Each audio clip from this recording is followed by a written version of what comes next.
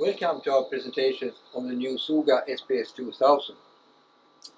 This is a new design, mainly made by Chief Engineer Shinichi Suzuki from the SUGA company. He has been designing Japanese SPSs during the last 30 years, beginning then in Sumitomo coal mining when the technology emerged some 30 years ago already. So the system has a lot of experience, now combined with new ideas. And we also have a couple of new features that we introduce here. One is the degassing function that can clean up the powder from moisture and impurities before the sintering starts. We have additional current forms, waveforms of current, in addition to this DC current on-off pulses that all SPSs have been using so far. And we also are introducing a rapid cooling function. But I will explain these three features separately in more detail later on. Now I will just introduce the main layout and the external parts of this SPS system.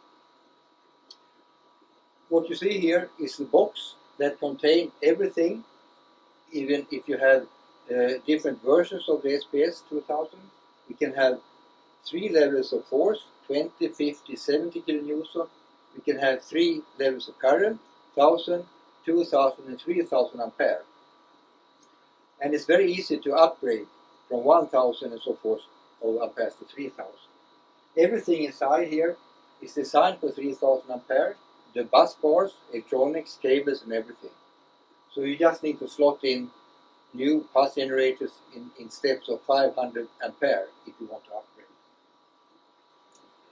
upgrade. What has to be outside here is also the rotation pump here for the first level of vacuum down to a couple of Pascal only. And then we have a cooling system that every SPS needs to have. Of course, if your lab has an internal cooling system, you can also connect the SPS to that system. But in case you don't, you have to have a chiller like this one we have here. If you have a chiller, it needs to be backed up either by an emergency system that can connect to tap water if electricity goes out, or like we have it here, the UPS battery backup system that can run the chiller for 30 minutes if electricity breaks.